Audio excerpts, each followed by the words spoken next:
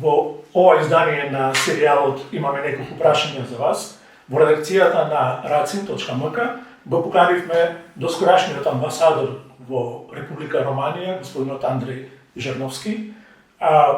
Нашата јавност го познава многу добро. Се работи за политичар со сериозно искуство, кој поминал во повеќе фази од посовремениот развој на нашата земја и сигурни сме дека има одговори на многу прашања што сакаме да му ги поставиме. Господин Жерновски, добар ден, добро дојдовте во редакцијата на Racin. Ајде, благодарам за поканата. Доскоро имавте објавено на социјалните мрежи, а без друго и во јавноста се произнесувавте дека ќе го почекате конечниот исход на постапката што кон вас ја спроведе Министерството за надворешни работи и ќе го испочитувате тој и џентелменски и дипломатско правило, бидејќи бевте се уште вработен, да речеме, во Министерството за надворешни работи, ќе го почекате тој период, а потоа ќе отворено ќе говорите за сето она што се случуваше во овој период, од прилика 6 месеци или нешто слично, негде во јули минатата година, бевте повикани на консултации, така беше објавено во јавноста. Што значи тоа повика на консултации, како изгледа таа и како беше таа средба? Имавте ли средба со министерот? Па добро објаснивте, јас нормално ги почитувам правилата на Министерството за надворешни работи и амбасадор не смее да излезе во јавност без да добие согласност, што за мене што сум пред министер. Тоа може за секој амбасадор. Така да јас кога бев на почеток притиснат од разни обвинувања за кои што ќе зборуваме, не можев да одговорам што е многу деликатна состојба затоа што сте во незавидна состојба. Го почекав тој рок, добив, односно го прочитав, не добив указот на претседателката, службен весник, така да од тој момент веќе можам да зборам слободно на било која тема што е интересна и која што за која што ние имплеца. Да. Разбирам, јас не сум бил на гостин на политичка емисија можеби 3 години, така да. Да. Добро, баш за нас е добра прилика, ексклузивна да речам. Бевте повикани на покрената беше дисциплинска постапка, колку што се сеќавам, заради наводно некое учество во некоја недипломатска, ќе ја наречам, односно беше објавено дека сте учествували во некои насилни активности на некој јавен дипломатски прием во Бугарија, што од ваша страна беше категорично демантирано, но тоа не го попречи Министерството да ви повика и потоа да ја спроведе оваа постапка. Со моето име и со името на амбасадор Фрчковски се лицитираше уште за време на изборите. Да. Така што тука се гледа кој беше концептот на ВМРО ДПМН доколку дојде на власт. Кај мене се случи да се бараше по секоја цена некаква причина и преку вечер, намерно велам преку вечер кажувам кој ми затоа што ги дадов на суд, судскиот процес веќе започна. Јас ќе видам влата кога и дали ќе се појави. Беше објавено дека причината за која што ме повикува на консултации е тоа што јас сум се степал физички на некој прием, каде што била присутна министерката за надворешни работи на Романија и која што нели веднаш целата уплашена го информира нашиот министер за надворешни работи, што е апсолутно невистина. Јас не верувам дека нема мани меѓутоа да се степам на прием. Така да од тука видов веднаш која е идејата нивна, го прашав министрот при тие консултации од кого е ова. Јас знам дека немам тука предпоставувам, не гледам кој друг би можел тоа да го. Што е најинтересно, јас од одговорот на вечер, во одговорот на вечер, дека така е судската процедура, пишува дека информацијата е добиена од мене. Што нормално ќе послужи за понатаму. И не беше демантирано дека тоа се измисли си така натаму, потоа се влезе во друг процес, меѓутоа беше прашање на време кога ќе се случи. Тоа што е проблем е што консултациите според законот треба да траат и може да траат само 60 дена, при што амбасадорот се известува или останува тука и се покренува постапка за промена него или се враќа во земјата на приемност во Романија. Јас наместо 60 дена 6 месеци сум држан во нашата земја, што зборува за карактерот на министерот, карактерот на дипломатијата, карактерот на ВМРО и така. Па да не беше тоа, немаше сега седиме ни овде. Да.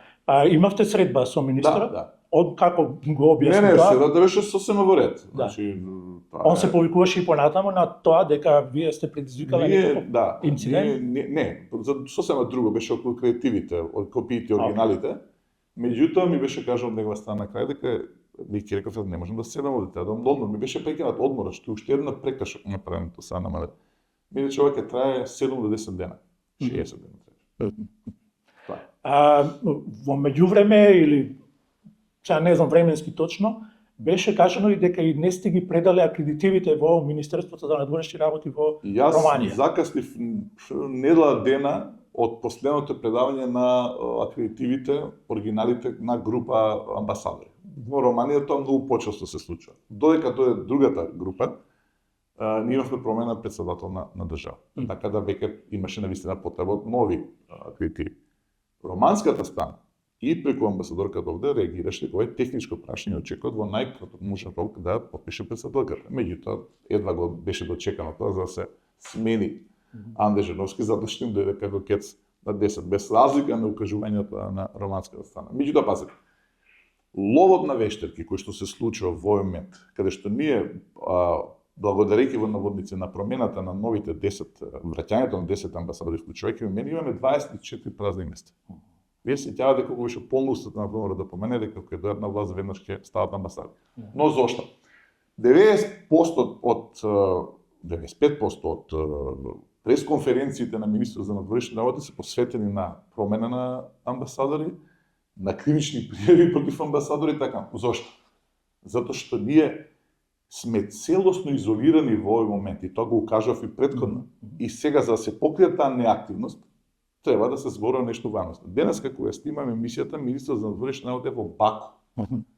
Не во центрите во главните градови на земјите членки на Европска унија да има активност околу нашето одвојување, бидејќи ние сме одвоени од Албанија де факто и де јуре, туку во Баку. Претходно беше во Канада и во Австралија, во градинките детски кај што има македонци. Тоа ви кажува што се случува во овој момент. Или нешто што за жал не се зборува, јас ќе го отворам сега. Дали знаете дека дали знаете колкав е бројот на министри што за овие 8 месеци го имат посетено нашиот министер за надворешни работи? 20. За 8 месеци 20 министри за надворешни работи. Ни еден од соседството. Сега тоа е таа дипломатска офанзива која што има да помене. Како тоа се покрие? Со пресконференција околу амбасадори и така. Да, го отворивте прашањето кое се разбира сакав да го поставам, што говори за тоа која е надворешната политика што во овој момент ја води македонската влада, представена преку министерот за надворешни работи и туризам. И трговија. Да. И добро, сега ние имаме и ново министерство за европски прашања, но сепак централна позиција од која се гледа и се поставуваат претпоставките за надворешната политика е Министерството за надворешни работи. И убаво посочивте, јас го прегледав веб страницата на Министерството за надворешни работи и навистина само 2 средби со соседни министри за надворешни работи и тоа едната е на маргините на Мюнхенската конференција со Герапартритис. Не е Јас зборам за посети овде кај нас. Или за посети, да. Значи, тоа ви кажува, сакам со аргументи да зборам, не да напаѓам затоа што сум опозиционер, бидејќи лесно ќе добиам демант. Кога вие за 8 месеци имате посета само од 20 министри, да направиме паралела со времето, бидејќи тогаш бев нешто повеќе се приклучив, кога беше министар Никола Димитров. Секојдневно се одвива активности. За 100 дена си имаше над 100 и не знам колку 90 средби, вклучувајќи и посети на амбасадор. Ние сме сега, ова сега го кажам затоа што сме во изолација. И ја слушнавме еврокомесарката за проширување кој што кажа дека ЕУ Брисел очекува преговорите со Црна Гора, а сега веќе со Албанија да завршат 26-та година. Ние останавме буквално во последниот вагон. Јас додека бев министер за надворешни работи не молеа да не се издвојуваме од Албанија затоа што Албанија застануваше. Италија притискаше нормално како Совет, некои други земји членки соседи што не сакалија да одиме брзо. Сега не само што не стигна, туку не пристигна. И сега за која ние дипломатска офанзива зборуваме? Ако сакате, гледајте ги посетите на премиерите овде.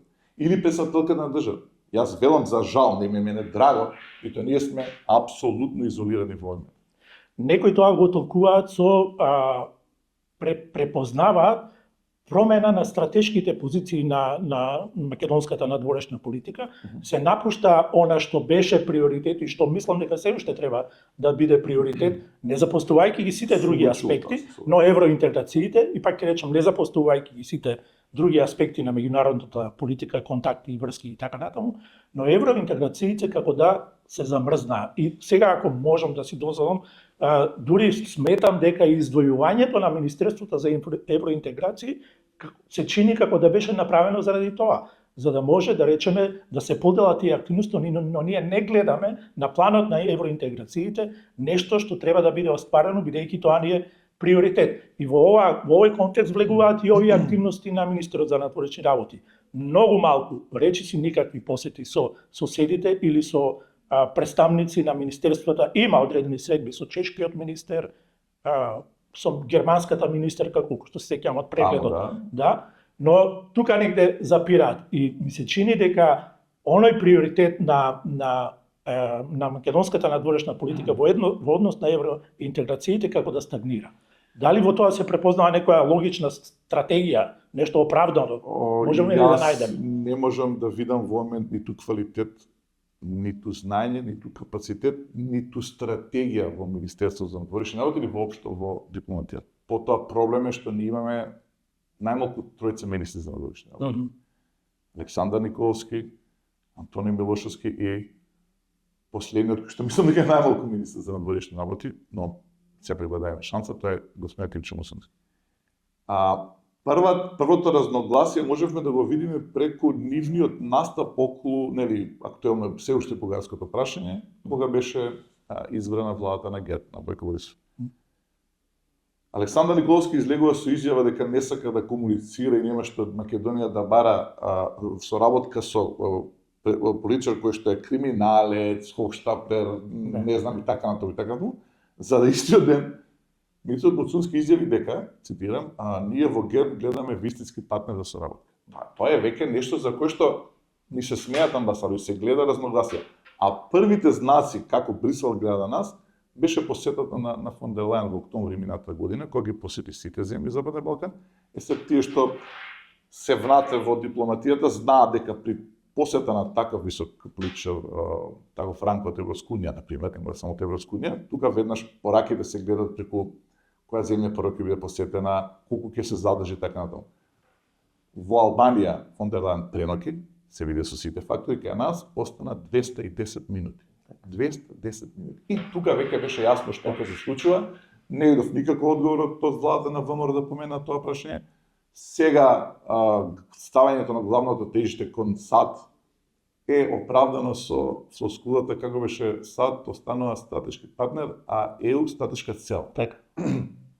Тоа не пројде, ниту гледам дека ќе пројде при тоа го изјави Милошевски, ми се чини. И повторно тука имаме Милошевски прв најави дека ќе се менуваат амбасадори, нели тој што секогаш тој што не блокираше сите нас во собрание. Не се, пак велам, не се радам што тоа е така, жалосно е што едноставно се повтори историја, вие така ме представите, кога сепак имам поголемо искуство. Редовно се случува штом дојде ВМРО на власт, да имаме изолација, ние бевме и пример за заробена држава, за изолирана држава, кога дојде ССМ да се коригират работи што многу тешко се коригират и треба време за да повторно гледаме како се руши сето тоа што беше направено. Штета, зашто ние бевме успешното приказка во цела Европа. Да, ја спомнавте посетата на фон дер Лајен, ми се чини беше на почетокот на октомври беше, да. Така. И јас можам да ја оценам дека тоа беше последната посета кога највисокиот представник на Европската унија, односно на Европската комисија, ја испрати пораката дека мора да се преземат сериозни чекори заради тоа што Албанија веќе напредува, Црна веќе одамна е лидер во евроинтегративните процеси на Западниот Балкан и од тогаш наваму ние немаме посета на висок европски функционер во нашата земја.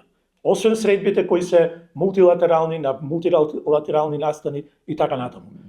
Немаме активност. Така, ние немаме активност со која што вие ќе ги разуверите партнерите во Брисел дека и земјите членки дека не е тоа така и дека вие работите. Ние се правиме. Ние во Обединетите нации не ја поддржавме декларацијата на Европска унија, велам на Европска унија бидејќи беше нели предложена од Франција и Германија, но во име на Европската унија. И сега имавме тука состанок во собранието на JPC, на Мешовитиот парламентарен комитет, и полскиот амбасадор во име на претседавача земја праша вие кој е концептот ваш, дали знаете каде одите, што правите. Се обидам да цитирам и извори и со бројки за да добувам реална работата. Не пак велам затоа што јас сум опозиционер и не согласувам со дистанцирање. Жалосно е ова што се случува. Сите напредуваат и ете ние од една земја која што бевме напред, на крај останавме во друштво буквално со Косово и Босна и Херцеговина. Ајде да направиме еден обид заедно, да препознаеме на што се должи или дали има рационално оправдување ова, ќе го искористам тој термин, шифтање на македонската надворешната политика од тоа што беше евроинтеграциите во прв план, патот кој беше фатен за да се оствари таа цел, и сега изјавите дека со новата администрација на Трамп, добро е што ние, ќе цитирам ќе употребам еден збор што го кажа премиерот, запоседнуваме територија која треба да биде освоена, и тука да го покажеме нашиот акцент, нашиот стратешки интерес во новиот светски поредок кој се уште се нијансира, се поставува. Дали тоа може да биде некое оправдување? Јас навивам како граѓанин да имаме ние, и секој што бил и како политичар, да имаме ние блиски односи со Вашингтон. Да не забравиме, нашата стратешка цел, нашите стратешки партнери се САД и Европската унија, или обратно Европската унија и САД. Тоа никој не го менува. Напротив, тие што сега кажува дека имаат блиски односи со Трамп, не обвинува нас и вас како дел од новинарите како амерички шпиони, така беше. Да. Во рете, дај Боже да се има такви односи. Јас не го гледам тоа. Никој не го гледа тоа. Приказката која што се обидува да ја продаде за некаква блискост со луѓе околу претседателот Трамп, не проаѓа веќе. 5 пати беше Мицкоски во Вашингтон. Никаква следба, ниту со, да кажеме, со Марко Руби, кој што пак се виде со премиерите со министри за надворешни работи, со премиерите на Грција, министри за надворешни работи, Бугарија, премиерот, така натаму. Значи нема следба, така да не проаѓа таа приказка. Сега да кажувате дека сте запоседнале територијата, е ефтина популистичка приказка како таа оди е пласирана без подлога. Јас би сакал ние да запоседнеме територијата. Не сакам да имам погрешно. Да, вие би сите би сакале. Зошто не? Тоа не е така. Ништо не се случува на тој план. Сега што правиме? Се оддалечуваме од ЕУ. Ваму зближувањето не гледам дека некој ајде да одиме пак конкретно, рековме нели да не критикувам со празни примери. Синот на Трамп отиде во Белград. Не дојде во Скопје. И па, ако сме толку блиски и сме најблиски, како кажа премиерот, ние сме сега главниот партнер на Трамп на Балкан, зошто не иде тука? Значи, не проаѓа таа приказка, како што не проаѓа парично приказката дека ќе добиеме одложено имплементирање или на воведување на бугарите во уставот. Тоа колку требаше, месец два таа приказка, не може да се лаже и така натаму. Така да исто ќе биде оваа приказка, но пак велам, дај Боже да ние бидеме тие што го запоседнале Вашингтон. Да. Но од друга страна, одиме во Будимпешта и воспоставуваме некаква комуникација со enfant terrible, како што го нарекуваат Орбан, и тој од таму, од Будимпешта, ни порача дека алтернатива за Македонија е воспоставување на некаква линија на соработка меѓу Унгарија, Србија и Македонија. Но повторно да бидеме наивни, иако Орбан при посетата овде, бијќи нели тоа се омилените партнери се на Мицкоски. Орбан кој што е неомилениот, ајде да кажам, мрзениот политичар од премиерите од Европска унија, се мислеше. При посетата на нашата држава, он ја критикуваше одлуката за издвојување нели на Албанија од Македонија, иако ден претходно неговиот министер Сјарта гласаше за сето тоа.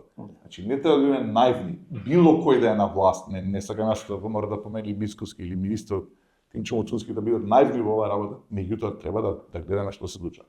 За да пред 3 дена Милошовски изјави гордо на емисија дека ние следиме линијата кон ЕУ и НАТО на Орбан.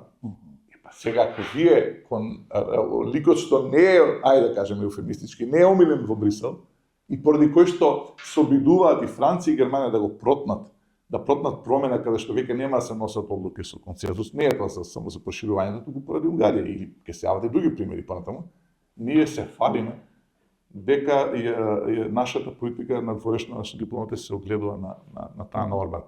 Тоа се такви автоголови да јас За жал не сум оптимист дека тоа може да се поправи. Ајде сега да ја видиме малку пошироката слика на регионот и на Европа, актуелните случувања. Бевте амбасадор во Романија, бевте заменик министер за надворешни работи, ги имате познавањата, ги имате информациите. Во Романија се случува еден сериозно вриеш таму, заради одлуката на Државната изборна комисија, не знам точно каков е називот, но таму одлучија дека заради престапи кои биле направени за време на изборниот процес на кандидатот што победи Георгеску, му се одзема правото да се кандидира, бидејќи таму се пребројаат гласовите и Романија треба да оди на нови избори. И тоа беше оценето аргументите што ги испорача таа изборна комисија, дека тука имало сериозно влијание од трета страна, односно од Русија, од Москва. Во целиот тој контекст на нашето позиционирање во Европа и ова влијание што се случува на Русија, на Москва, на Кремљ во овој регион, каква е позицијата на Македонија? На што треба ние да внимаваме? Одлично прашање, значи ние треба будно да пратиме што се случи, не бидеме наивни. Особено што гледам дека се форсира оската Будимпешта, Белград, Скопје, упорно. И тоа се единствените средби на владите наши, зборно за актуелната влада. За жал ние се уште немаме представа колку Романија стана битна сила на меѓународен план. Прво, ако збориме за Европската унија како верен, лојален соработник, поддржаш на сите проекти што доаѓаат од Брисел, збориме за Европската унија, но ако збориме за НАТО, извонено ја искористи, ајде да кажам, оваа ситуација несигна со војната, за да се постават на највисоко можно ниво. Многу малку од нашите граѓани, од нашата јавност знае дека САД гради база во Констанца, која што ќе биде најголема база на НАТО. Дупло поголема од она досега во Рамштайн во Германија. Значи, погледате ги тектонските пореметувања. Германија веќе не е најголемиот партнер НАТО на САД, туку е Романија. Зошто? Затоа што и они одлично го одигра тој дел, се покажа како лојален сојузник на НАТО, на источниот крак, тука е веќе војната беше во соседството и нормално они се први на удар од евентуално понатамошна агресија, нека биде политичка па и војна од страна на Москва. И ние наместо да го негуваме сега таа релација со една таква моќна сила, веќе ние менуваме амбасадори, претиме таква порака. Се вратиме на прашањето. Таму е многу интересен пример што една земја каде што соработуваат двете најголеми политички партии. Тоа се случи, мислам дека според сите анализи, токму таа коалиција, тоа како овде да соработуваат со СДСМ и ВМРО, значи огорчени и пријатни, токму таа коалиција успеа да го обедини општеството и сите сили да ги обедини, да ги мобилизира околу удара што доаѓаше од Москва. Но, што се случи? Во меѓувреме растеше популарноста на десно ориентираните политичари.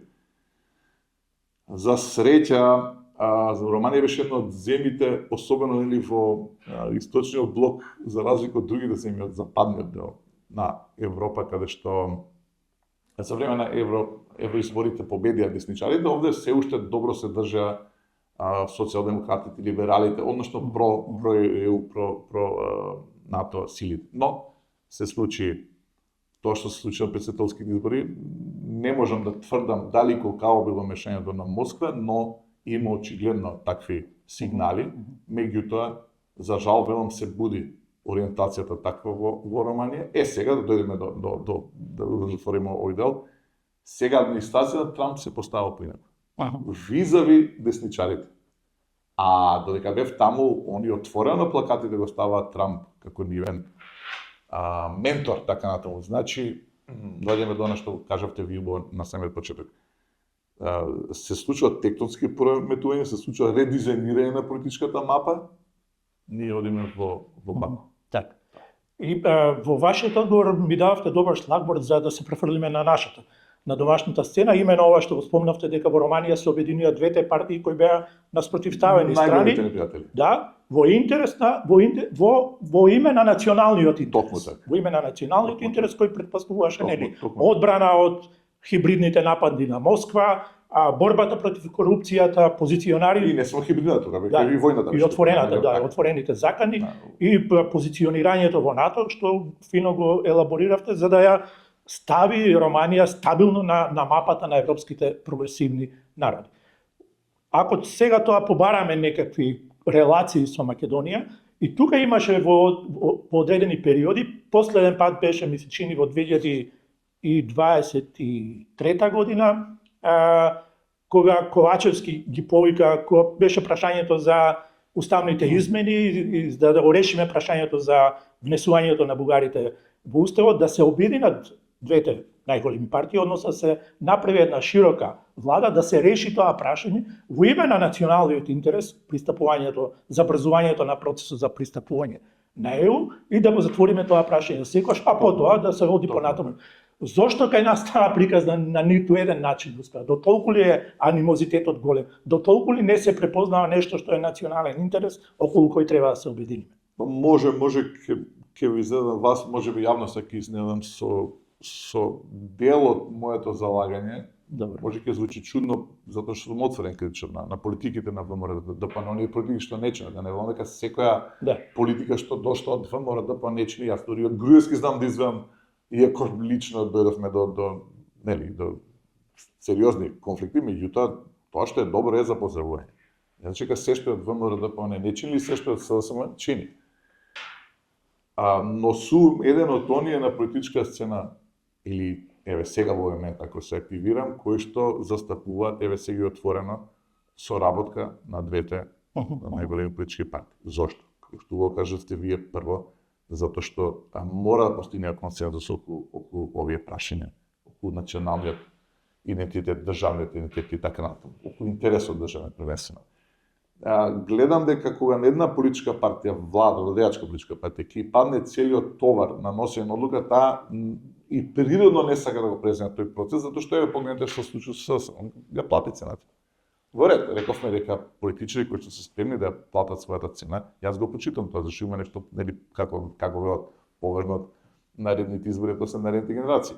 Меѓутоа, и на друго поле, несоработувањето на овие две политички партии и на внатрешен план знаеше да се користи злоупотреба. Прашање е зошто ние не може да собереме храброст, сила да седнеме заедно да разговараме. А не сме многу. Ние сме превоја земја, ние сме, но од географски аспект сме мали, од друг аспект сме големи. И сега ние толку луѓе во оваа држава не може да седнеме да разговараме. Мора да седнеме да разговараме, така да тоа нека биде една интересна тема за патата. Да. Ќе благодарам за прашање. Да, нема нешто. Би требало од прилика да го привршуваме разговорот, но еве да спомнавте дека се враќате, ќе се активирате во политиката. Реков ти го име субна дебата. Јас се концентрирав на дипломатија и така натаму. Не е лесен тој процес колку трае дека станете амбасадор, меѓутоа тука сум и не можам да бидам, веројатно и веќе не сум способен да бидам нем наблюдаш на тоа што се случува, но пак велам ќе се обидам да критиките таму кај што ги заслужува тоната власт да бидат аргументирани, но и ова што го споменавме на крај. Во крај ќе се борам да седнеме да разговараме за почеток барем за државните и потенцијално националните интереси. Колку и да звучува чудно. Да. Ви благодарам многу на разговорот и на можност.